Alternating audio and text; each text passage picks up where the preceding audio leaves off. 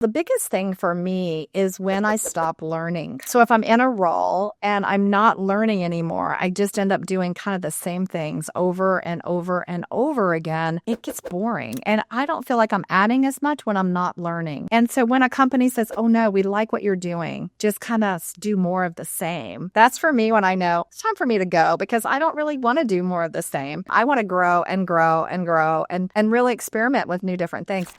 Welcome to Make It Ambitious, the podcast for bold thinkers, doers, and leaders who refuse to play it small. I am your host, Big Moser, strategist, creative entrepreneur, and conversation junkie. Each episode, I sit down with industry disruptors, creative founders, and corporate game changers to discuss the strategies, mindsets, and turning points that have shaped their journeys. Whether you're building your personal brand, scaling your business, rewriting your career story, or dreaming up your next big thing, this space is your permission slip to go all in, because playing small was never the plan. I've seen, Sandy, that you've had a great career path, very bold and very inspiring. Was there a moment where either in IBM or AWS or even before that made you realize that you didn't want to play small anymore? I think the big moment came when one of my managers, who was a guy, great guy, his name is John Welsh, if he's out there listening in, and I really hadn't thought about my career. My parents really didn't have a career. My dad was an entrepreneur, so he wasn't climbing the corporate ladder. He was the ladder. And my mom was a tax accountant. So I didn't really know what to expect when I went into corporate America. And I'm so thankful always to John Welsh, because he pulled me aside and he said, you're amazing. Like, you can do great things. Let's think about your career path. And I was like, a career path? Like, what's a career path? And so anyway, he started talking to me about what potentially I could do. What did I want to do? It was the first time I really ever had a discussion around a career path, if you would. And so that was really the first moment, truly. I mean, that was at IBM. Before IBM, I had worked at, some interesting places like the National Basketball Association and other places. No one ever had pulled me aside and said, let's talk about this. You have a lot of potential. And I'm so grateful that he did, because it taught me to look at things a little differently and to look at, how do I want my path to go? Do I want it to go like this or like this or like this? Or what is it that I want? That is incredible. I was grateful that I did meet somebody actually through Girls in Tech. That became my really close friend, and she had that conversation with me. I don't think I would have ever thought about it from that perspective either. It's incredible to see that your father is an entrepreneur, though, but also it makes me realize probably why you are the way you are too, because you learn probably early on, not just from having that conversation with your manager, but from your father, that you were the product and you are your business basically as a person, even if you're inside at a corporate environment. That's really true. I mean, my dad is an awesome business leader, and I guess he found that out early on, because he went and worked in corporate America a couple of times and just felt like, he didn't like being siloed. Like, this is your job. Just do this, and someone else will do this, and someone else will do this. He liked being able to go across and look at like everything that was going on. And I thought that was really, powerful, that he wanted to be a part of different things. That's why he chose to be an entrepreneur and kind of the CEO of all of his little companies that he had. And for me, Victoria, I've been a startup founder, gone to a big corporation, been at a startup, been to a big corporation, been a startup. And so that's kind of been my career, because there's really good things about being in an enterprise company. And there's really great things about being an entrepreneur. And so for me, going back and forth is a lot of learning. And then you learn to appreciate what you have, and you learn to figure out how to work behind the scenes on the things that maybe you don't. Right. And it also, I feel like it makes you look at being the part of the corporation in a different lens as well. Because when you've run your own company, you know things that you would never know if you're just part of a little part of like a big corporation. You will never learn those things really. How do you find that pivot? When do you know you're ready? Like, when do you know you're like, I am ready to start something new? Like, how does that normally happen for you? Well, the biggest thing for me is when I stop learning. So if I'm in a role and I'm not learning anymore, I just end up doing kind of the same things over and over and over again. It gets boring. And I don't feel like I'm adding as much when I'm not learning. And so in a big corporation, when that happened, I would look for other areas where I could grow things or change things up. And so when a company says, oh no, we like what you're doing, just kind of do more of the same. That's for me when I know it's time for me to go, because I don't really want to do more of the same. Somebody else can come in and do more of the same. I want to grow and grow and grow and really experiment with new different things. That's why I love what's happening today in AI. You know, with AI, everything's changing. VCs, the way we market, the way we code, like everything is changing. And not only changing, it's changing like really, really fast. My daughters love Alice in Wonderland. They love it when I used to read that book to them. And in there, you know, it says, Alice says, I have to run twice as fast just to stay in the same place. And I feel like that's what we're doing right now with AI. Everything's changing so rapidly. And this is like where I get my energy from. I love this kind of passion. I love that. And thank you for sharing about your daughters. I didn't know they loved Alice in Wonderland. That's pretty cool. Is that probably where the name of your previous book came from, Mary? Yeah, that's part of it. My last book was called The Rabbit and the Tiger. And I refer to Alice in Wonderland in that book. My new book is, I actually have a copy here. It's called AI First, Human Always. This is my new bestseller. And this is really what I'm passionate about, is what's happening today in the market. You know, you've got AI, you've got blockchain. I mean, there's just so much tech going on right now. And I'm a geek girl for sure. For sure. Yes. So since we pivoted to the book, actually, a great segue, let me ask you this. You have been involved in AI long before it was trendy. I saw that from your career, everything like Watson, for example, at IBM, everything way before it was trendy. And right now, like you mentioned, everything is accelerating so rapidly. So what is a shift in AI that you think isn't getting enough attention right now? And how does that connect to your book, AI First, Human Always philosophy? So one of the things I see people doing today is using AI to automate what they already do. And I think that's a good starting use case. But I think where AI is going is it's going to enable us to do things that we never have been able to do before. So let me just pause right there, because I think that's really important, right? It's not just about automating what you currently do, but it's also about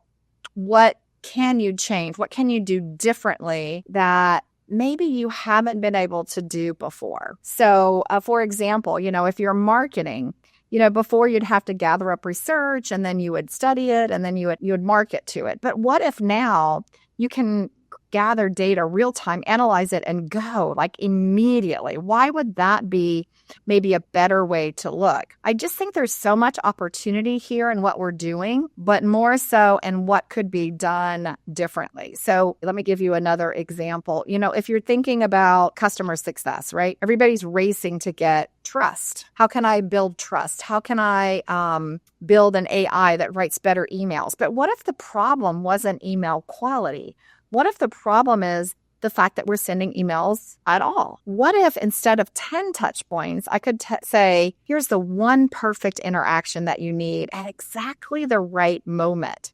What if we could use AI to do that? I love that approach because, yes, I've seen a lot of people just automating everything with it, which also I feel like creates a little bit of conflict in a way, because I think being able to have your own voice truly shine when you're, for example, creating content, which is something that you do a lot, which I will ask you about later because I'm very interested. In other ways too, like I feel like it's being underutilized for sure. How many things could we dream of? Like you mentioned earlier, it normally takes months to do market research on things and all of that. It used to take months. A lot of interviews and a lot of people involved and figuring out the market. Unless you were using regular things from before, like a bunch of tools that do that. But yeah. When I talk to people that I mentor, one of the big complaints they have is, oh my gosh, Sandy, I do these quarterly business reviews and I have to collect all this information. Again, what if instead of having to do a quarterly business review and report it up, what if everybody had continuous intelligence just flowing between anybody in the company and the customer so you could see it instantly and not have to spend all that time doing that quarter report? I think that those are the moments that we're looking for. And I think,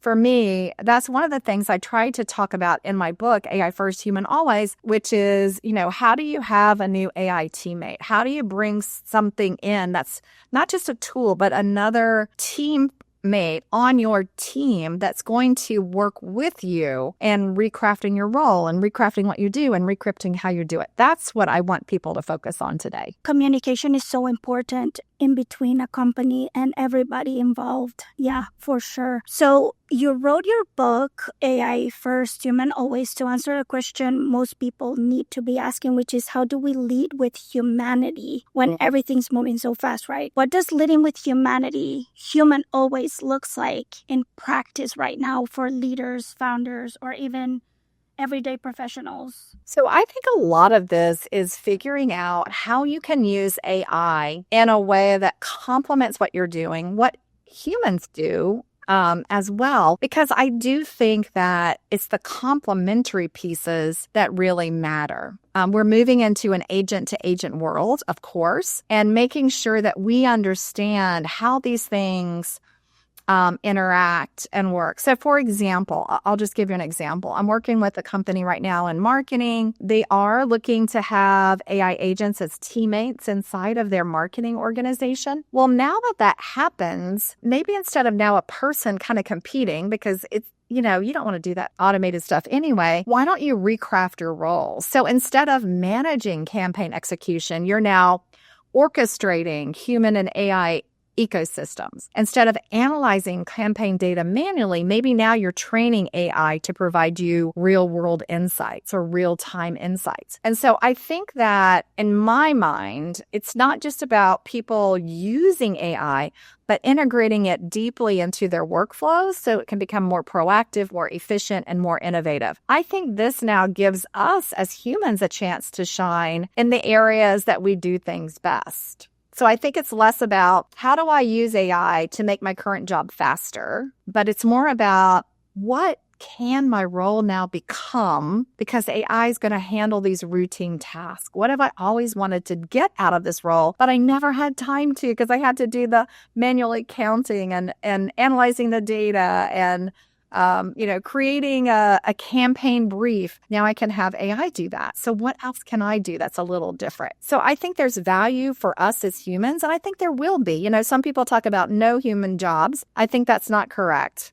I think it's going to be, there are qualities that humans have. You just need to showcase those and grow those, right? Grow that skill set. I think it's going to pivot into you become a strategist now because the AI is doing the tasks that were repetitive that you were doing before, but now you have to tell it what to do. So you have the thinking brain to strategize what you want it to do for you. And also a lot of people, spend 100 hours or however long doing so many things that now AI could do in no time, and they can allocate that time for some other things like you mentioned. Like maybe it was, you had a 60-hour work week because you were an entrepreneur and you couldn't spend any time with your family. Now, if AI does some of the things for you, you can spend more time with your family and still have your business running without it affecting it. Yeah, I mean, AI can't replace soul. It can't replace genius. Not in my mind.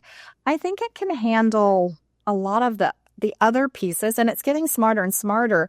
But I think the future belongs to creators, risk takers, innovators, deep thinkers. I think there are now going to be new power skills. And so one of my friends said, it's not the end of human work, it's her plot twist. And we're the ones who can rewrite the script. And for me, that's really what's important, is looking at how I'm going to rewrite the script and what will I need to rewrite the script? What new skills do I need to rewrite the script as well? That's incredible. A plot twist. That is such a perfect way to put it, actually. Kudos to your friend. I love that. So you've written 5 books. Am I correct on that? 7 books. Yeah, 7 books. Oh my gosh, in my research, I saw 5. Okay. So 7 books, everybody. Sandy has written 7 books, not 5. Ignore me. I'd love to ask you, as an author, and you're also an incredible creator, which book challenged you the most? And did AI help with any of them? I'm just curious. So my last book was the biggest challenge. It was called The Tiger and the Rabbit. My publisher had asked me to write a business fable. I had never written a fable or dialogue or fiction before. And what she had asked me to do was to really pattern it off of the book, which is an amazing book, The Dysfunctional Team, The 5 Dysfunctions of a Team, which is a fascinating book.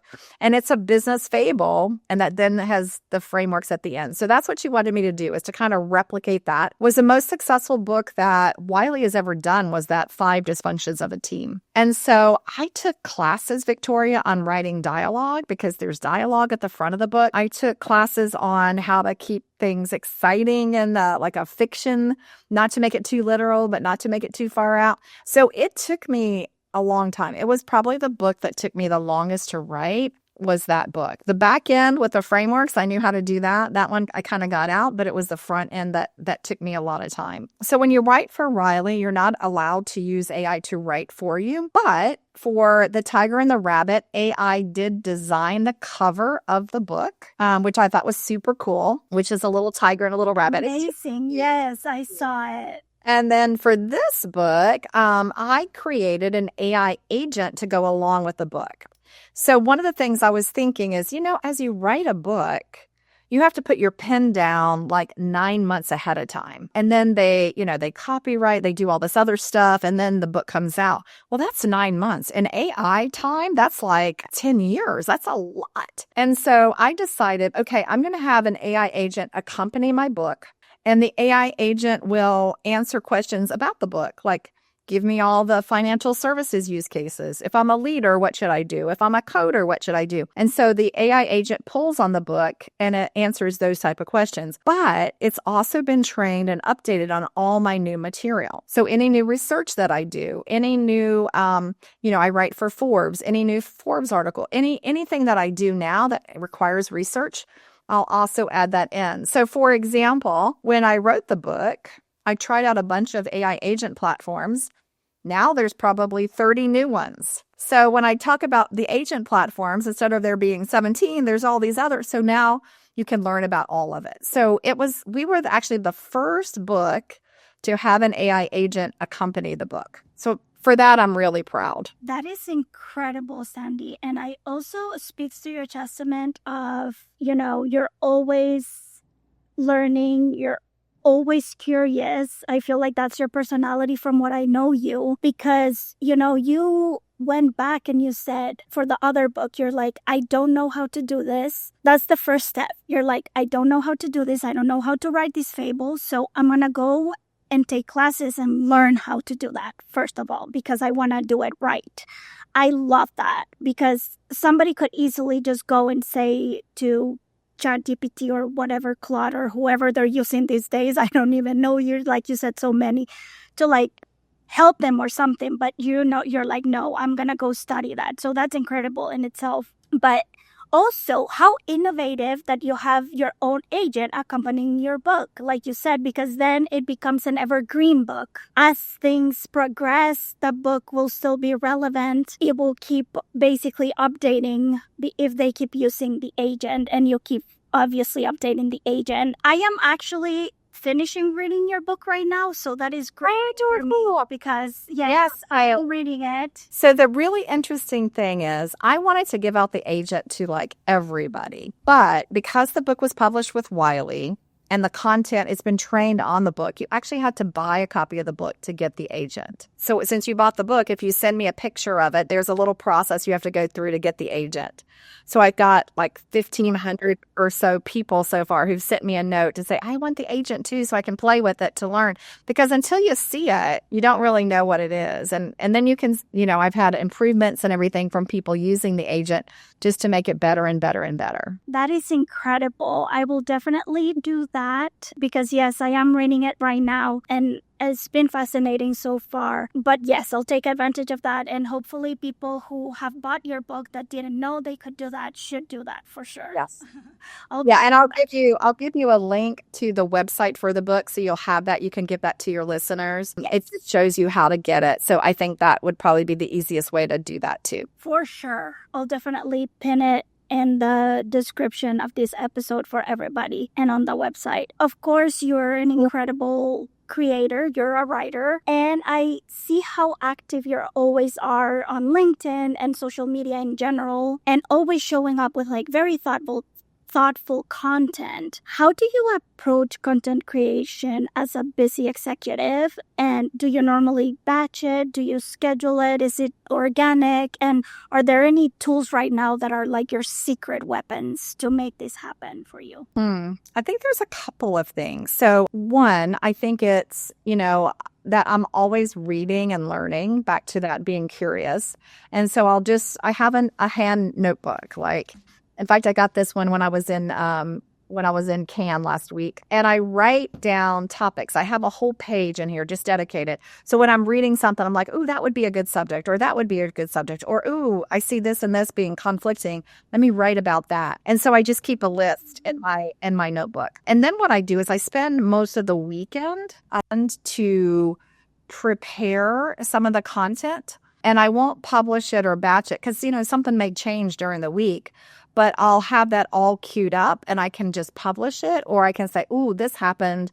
Now I need to add that in." And I'll try to do that in the evenings because I have a day job, right? I'm the chief business officer for a company. So I have to obviously do my job during the day. So I try to do all of that during the evening time. And then what I constantly do is I do brainstorm ideas with Perplexity and Claude and Grok. I love Grok and ChatGPT. And I'll say, "Hey, I'm thinking about doing a story on this. What do you think?" And I'll give it context. And then sometimes it'll come back and say, "Oh, that's interesting.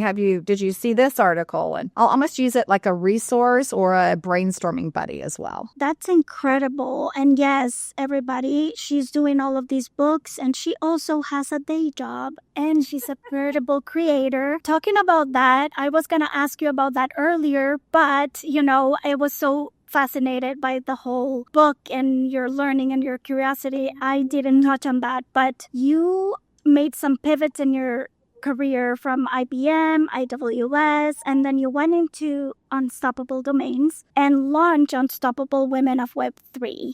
What personal convictions guide you through those bold leaps, especially like from the big tech giant to the emerging of Web3? Yeah, I would say, as I look at it, I started in a startup. I went to IBM. I left IBM. I went to a startup. It was my own startup I went to. Then I went to AWS, and then I went to this startup. So it's really been startup, big company, startup, big company, startup, big company. I do that just because there's so many different lessons and so many different ways that you are an entrepreneur. And I always look for, I told you I'm a tech geek. I love new technology. And so, I was at IBM, I was doing Watson and AI and building ecosystems around it. So I left and did an AI company. And then I went to Amazon. Once I sold that company, I went to Amazon to do some AI, but then I'm like, "Ooh, there's this new blockchain thing. There's this new VR, AR thing. So I started doing that. And then I jumped to a startup to do some more interesting things. And so I just find that, I always want to be on the leading edge. So I look for where I can learn, where I can have fun, not just to where I can get the biggest paycheck, but where do I want to be? What do I want my legacy to be? I really would like it to be on, she helped explain the emerging tech market. She helped to make it relevant to businesses and usable by businesses. That's really what I want part of my legacy to be. You mentioned Unstoppable Women of Web3 and AI. I started that group because I don't want women to miss the emerging markets. If you look at almost every big trend, right, into e-commerce and then into cloud and then into AI and then into blockchain and AR, almost at every turn, women are lagging. And that's typically because we as women don't take as many risks. And when you jump into a new emerging tech, you don't know if it's going to make it or not make it or what you have to do to make it.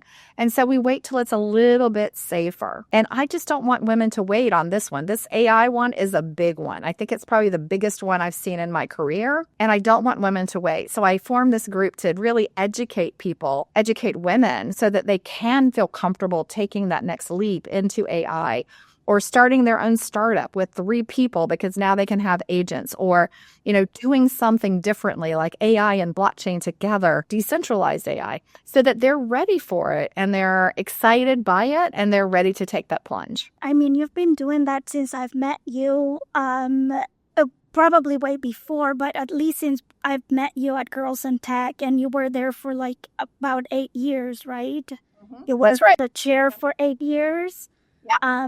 I love that. Because of that, what is your biggest goal for WOW 3 at this moment? Oh, so my biggest goal is to educate as many people as we can. We've already educated 55,000. We publish a most inspirational list every year, and I want to make sure that we keep lifting women up and saying, look what Victoria did, look what Sarah did, look what these women did, so that they can get the credit for them and that they can also get recognized for it, because women also have a problem tooting their own horn a lot of times. So I want to toot it for them. I want to be that advocate for them. And then the third thing that's a big priority for our group is networking. So we do events in different cities, and we'll introduce people, because you and I know it's great for us to see each other on video, but it's more important, I think, to meet each other in person, right? That human connection, human always, that human connection is so important, and we don't want to lose that. So I want to make sure I can make those connections so you can create your own tribe that will support you and guide you as we go along. Yes, for sure. I feel like that human connection in person is what creates trust. And you've said that the currency of the future is trust. And blockchain plays a big role in that. Can you share a real-world example where blockchain or decentralized tech enhance the trust and transparency in a surprising way? Yeah, I mean, there's a couple of great ones, I think. One is with a company called 𝐘𝐨𝐿. And what they do is they use blockchain to put an invisible watermark on a video or a quote or a picture that shows, this is my video, this is my picture, I own it. And so what it does is, if you remember, do you remember when the Pope had that puffer jacket on and everybody was like, oh, wow, look at the Pope wearing that puffer jacket. And like 5 to 6 million people like posted it on social media. And then the Pope came out and said, that's not me. That's a Bauman jacket. It's cost about $6,000. I'm the Pope. I would never pay that for a jacket, never wear that jacket. What was really cool about that is he had to come out and say, that's not me. Nobody knew ahead of time. And so there are tools today that use blockchain, that leverage blockchain. So you can say, that is my picture. I verify that that's me and that's not fake. I think when people start to look for that, like it starts to become common, oh, look, that is a real picture. I think that is when, you'll see a lot of impact of these two together. It becomes a little bit scary sometimes. You're like, oh my gosh, wait. I mean, depending on how you see it, of course, we don't need to be scaring people, but, it's becoming so realistic that you can use it for yourself if you want to do less work. For example, if you want to record a video and you're like, I don't have time to want to do my makeup or my hair or something, let me just put the script in here and have this, program do it for me. It's incredible. But then it also creates that problem where people could be using your face. So I feel like that could definitely minimize, like you mentioned, because in the blockchain, there's no way they can fake things like that. You can say, this is not you. You've led global teams, launched products, and innovated at scale. But I know that not all ideas succeed. Can you share a moment when something didn't work and what that experience taught you about resilience and leadership? Oh, yes. I've tried so many things that did not succeed. And you just learn, if you learn from them, you become a better executive, a better leader for sure. So I know one time we were actually trying to execute on a project, and it was called the 100 City Road Tour. And we were going to do 100 cities in 100 days. And the plan was amazing. And then everybody started going, oh, this is really cool. I want my city. I want my city. I want my city. So 100 cities in 100 days became 1,000 cities in 100 days. And we were trying to orchestrate it and do it with the same team and the same number of teammates. And it didn't work. The 100 worked, but the 1,000 did not work. And so that taught me a big, big, big lesson. I'm one who I think we can do so much, and you can, but you have to look at the resource you have and the impact that it will have and figure out what is right. And so I just kept going, oh, yeah, sure, we can do that. Sure. And my team was with me. They're like, yeah, we can do it. We're all optimistic. As the leader, I should have paused and said, time out. We need to think about how many we can execute, how we would execute. Maybe we do 100 now, and if it's successful, then we'll do another 100 and another 100 and another 100. And so that's what I should have done. But we tried to do 1,000. Like I said, we were pretty successful in 100, and we did execute it again. I learned that from Amazon Web Services, where they will start something and they'll pilot small. This one, every Amazonian got so excited we went too big. But typically we start small, we test it, it works, and then we expand. We get the resources and we expand it out and expand it out and expand it out. I didn't do that in this point, and it showed, so I was able to understand it later, and I never made that mistake again. I'm always like, I go bold, but I don't go, impossible. So that was a big lesson. It was a great lesson for me and my team. In fact, I just had one of the women on my team, I mentor her, and she and I just had coffee the other night, and we were talking about that. And she was like, what were we thinking? And I'm like, I don't know. But, here's the good thing is I love her because she was thinking really big. We just had to make sure that we could, also execute it. So the good thing is the team didn't get hurt. We all learned. We all were able to go back. The 100 cities were extremely successful, and then we were able to go back and figure out how to do the rest of them later. But I love that because the team and I were so in sync and so empowered that we were able to fail. We were able to. I know it sounds crazy, but sometimes when you fail is when you learn the most, and then you're more successful after that failure. Definitely. I think that failure is the biggest teacher, for sure. I subscribe to that. I used to be very perfectionistic in nature, and I'm always like, oh no, it's not pretty enough yet. It's not perfect enough yet. Don't do it yet. And that held me back so much. But now I'm like, I'm going to do it. And if it messes up, then I learn from it. Like, yeah, right. What else can you do? You just got to do it and mess up and learn from the mistake and never do it again. I love that, but I also love how you supported your team. Because it sounds like even though it was, a big mess up, you supported them throughout the whole thing. So yeah, and incredible. Yeah, and we actually, the cool thing is my team, when we ended, Victoria, they said, we did more than we ever thought we could do.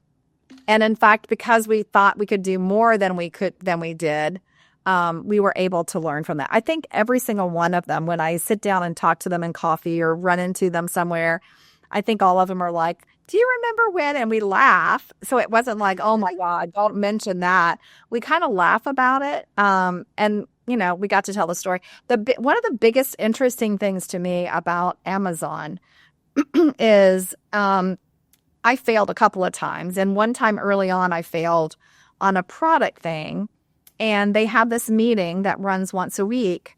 And the CTO said, hey, I want you to come in and I want you to share this failure. Now, I was a fairly new VP at that time in Amazon. I was brand new. I didn't really know anybody.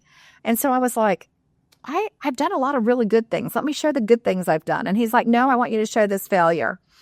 I'm like, no, let's do the good things. And he's like, nope, this failure. And so I went in and I shared the failure. I shared what we had done.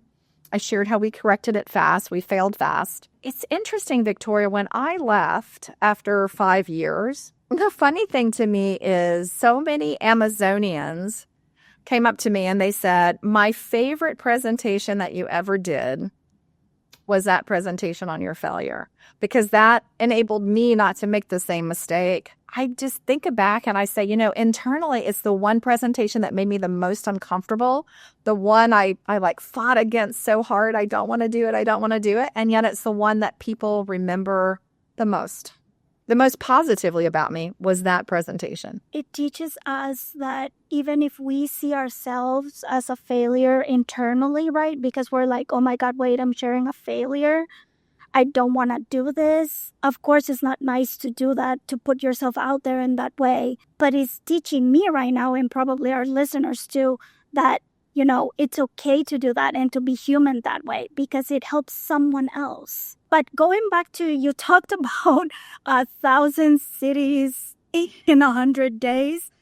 You're an avid traveler. You've been to 91 countries? Mm-hmm. That's right. Oh, my goodness. I am on my way to 100. That's where I want to get before I kind of say, okay, I did it. 100 countries.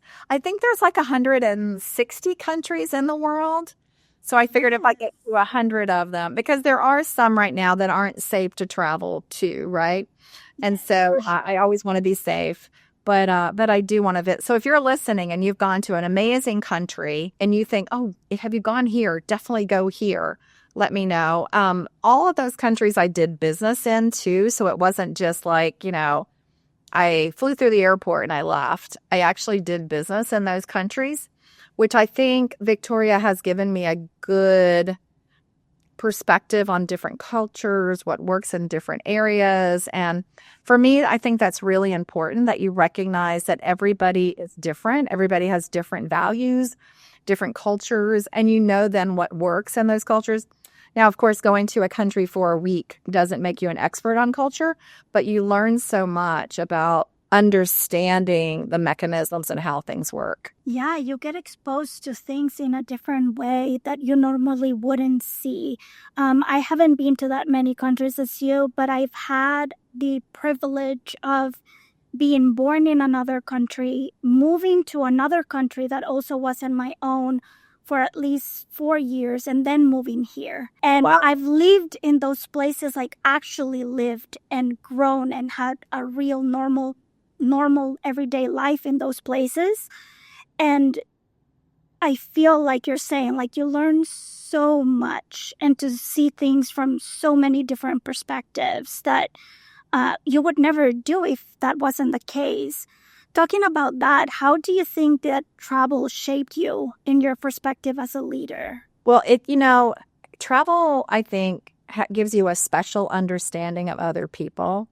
And you see and you learn so much about different cultures. I come to India and the whole team greets me, and the whole team takes me, we do work, and then they're like, at night, we want you to see this. And they're very proud of their country. Or in the Philippines, oh my gosh, like the nicest people in the whole universe. Every country has something so special about it. Like I just went to Chile for my first time, and I didn't realize that Chileans are so entrepreneurial. Like they're so entrepreneurial. And anyway, I just love it because I learn different things. I meet new people. A friend of mine she retired, so she's doing like this around the world trip.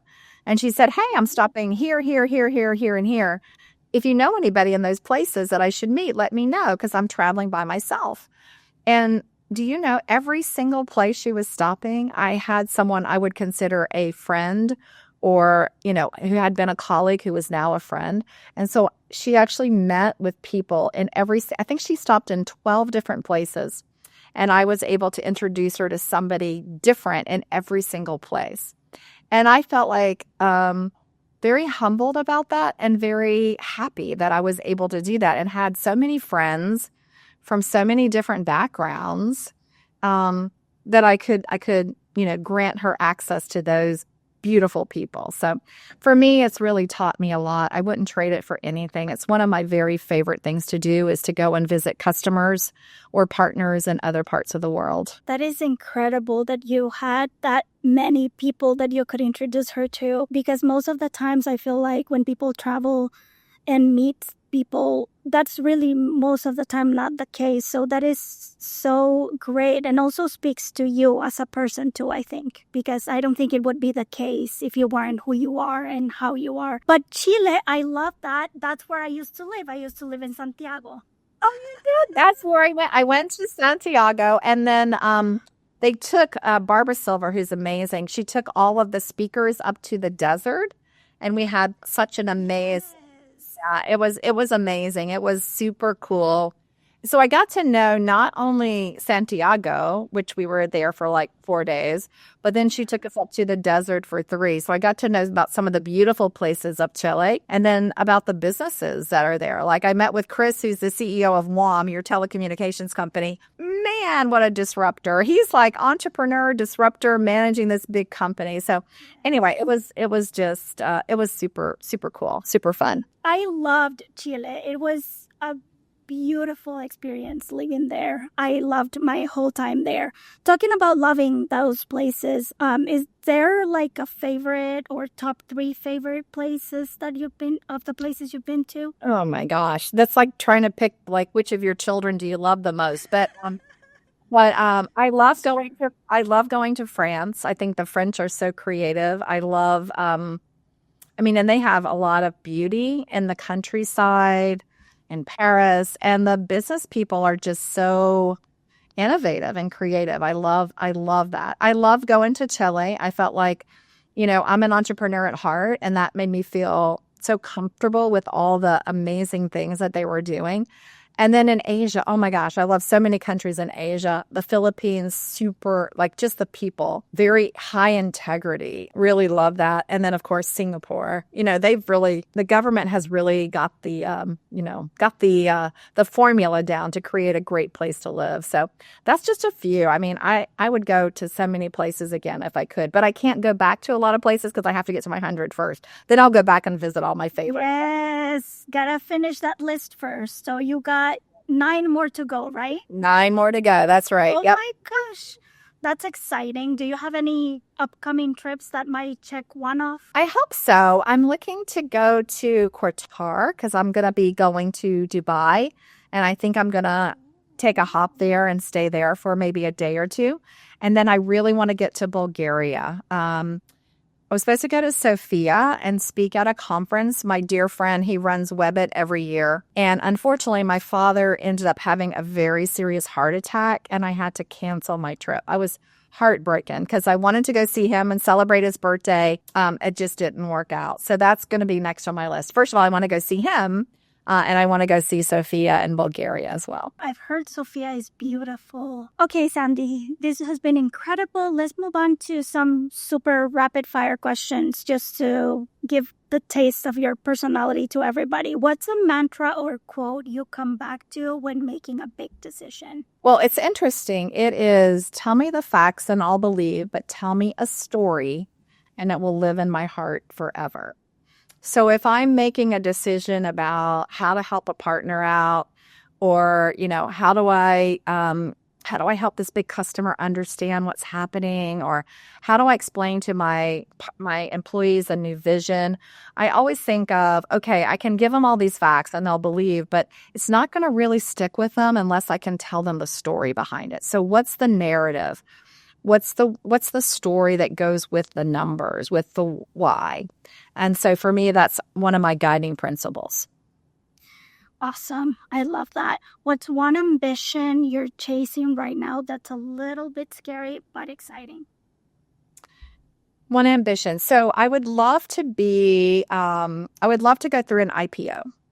So I'm looking to see how I could impact a company and help them go IPO. I helped to do the fundraise for Unicorn with Unstoppable. That was one of my bucket lists. And I think I'd love to go and help and go through the process of an IPO. So that would be one thing that I would desire in the future. That's incredible. What's something you are truly proud of that people might not know because it does not live on your LinkedIn? I raised 2 amazing daughters, and I try to protect them so I don't put them out on social media a lot. But I have 2 girls that I'm extremely proud of. I'm proud of the young women that they've become. And I think that's probably my biggest achievement, actually. But it doesn't show up on my LinkedIn profile, raise 2 amazing humans. Exactly. That is so beautiful. What's your favorite human thing that AI will never replace? I think kind of thinking creatively and coming up with new ideas. I saw that there was an ad and they had tried to get AI to come up with like the big tagline for the ad.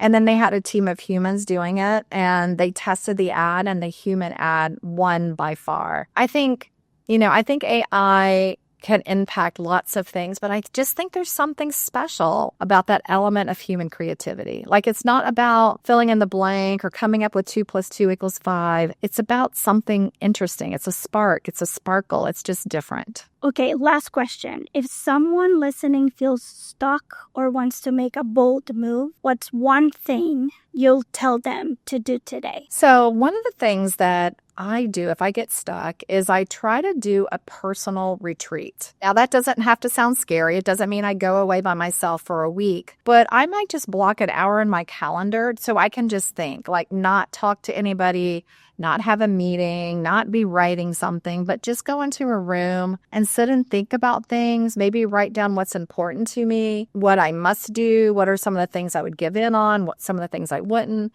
And just be by yourself. I had a friend, I just recommended this to a friend, and she actually went to a spa for the weekend. I said, oh my God, you should have taken me with you. But she said, I wanted to do it by myself. Like, I wanted to just be by myself, think about things. And she said, you know what? I came out of there with this crazy idea for my next company that I never would have thought of had I been trying to entertain someone at dinner or, doing yoga with someone. And she said it was one of the best pieces of advice you ever gave me. So I think, being by yourself can be a really good thing. I will definitely do that when I get stuck moving forward. Thank you so much for this incredible conversation, Sandy. It was a reminder that building the future means staying curious and being yourself, true to who you are, staying grounded on yourself. And I really, truly appreciate your wisdom and showing us how to lead in such a big way with foresight and a big, huge heart. Well, thank you, Victoria, for having me on your podcast, being one of the first 3 or 4 that are there. Good luck. I know you're going to be wicked successful. Thank you so much. Thanks from the bottom of my heart. Thank you so much. We'll put all of the links to Sandy's book and her website for the AI agent and everything that you guys need in the comments. Bye. Thank you, Sandy. Bye. Thank you, Victoria.